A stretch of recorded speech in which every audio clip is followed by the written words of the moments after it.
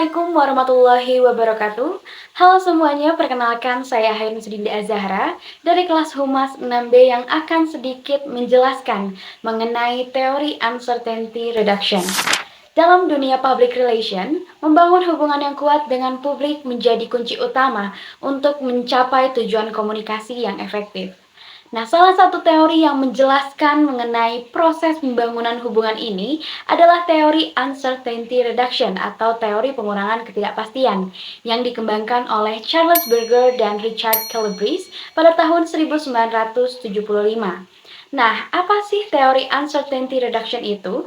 Teori uncertainty reduction atau teori pengurangan ketidakpastian menjelaskan bagaimana individu berusaha untuk mengurangi ketidakpastian tentang orang lain dengan mengumpulkan informasi tentang mereka.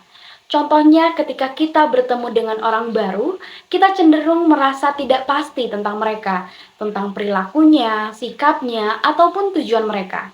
Nah, untuk mengurangi ketidakpastian ini, kita akan berusaha untuk mengumpulkan informasi sebanyak mungkin tentang orang tersebut melalui interaksi langsung ataupun dengan pengamatan kita. Berger dan Calabrese mengidentifikasi beberapa strategi yang dapat digunakan untuk mengurangi ketidakpastian ini. Di antaranya, yang pertama pengumpulan informasi pasif yaitu melalui mengamati dari jauh. Kemudian yang kedua pengumpulan informasi aktif yaitu dengan berinteraksi langsung. Yang ketiga penggunaan isyarat nonverbal dan yang keempat pertukaran informasi timbal balik. Nah, selain itu, dalam teori ini terdapat 7 aksioma atau prinsip dasar yang meliputi satu komunikasi verbal. Semakin banyak komunikasi verbal antara individu yang belum saling mengenal, tingkat ketidakpastian akan cenderung berkurang. Yang kedua, ekspresi nonverbal. Tingkat ekspresi nonverbal seperti kontak mata, anggukan kepala, dan jarak fisik yang dekat cenderung akan meningkat ketika tingkat ketidakpastian itu menurun. Dan yang ketiga, pencarian informasi. Dalam interaksi awal, pihak yang terlibat cenderung melakukan pencarian informasi melalui pertanyaan-pertanyaan yang mengarah pada aspek dasar, seperti pekerjaan, asal daerah, dan sebagainya. Yang keempat, pembukaan diri atau self-disclosure.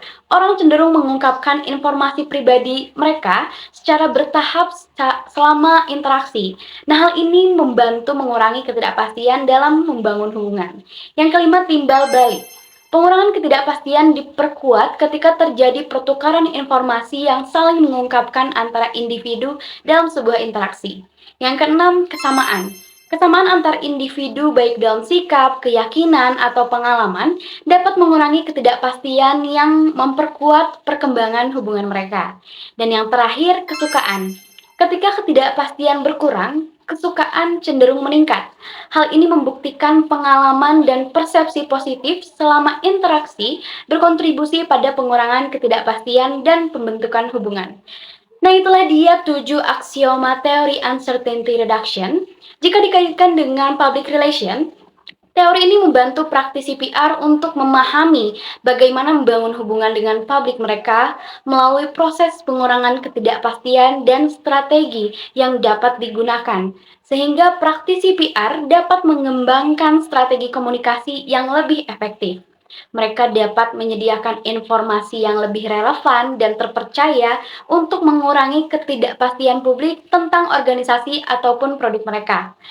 Teori uncertainty reduction memberikan wawasan berharga tentang bagaimana membangun hubungan yang solid antara organisasi dan publiknya.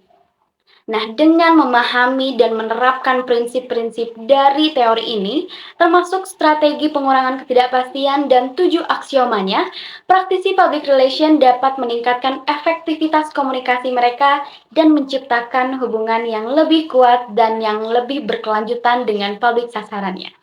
Nah, itulah dia teori uncertainty reduction. Sekian dari saya. Wassalamualaikum warahmatullahi wabarakatuh.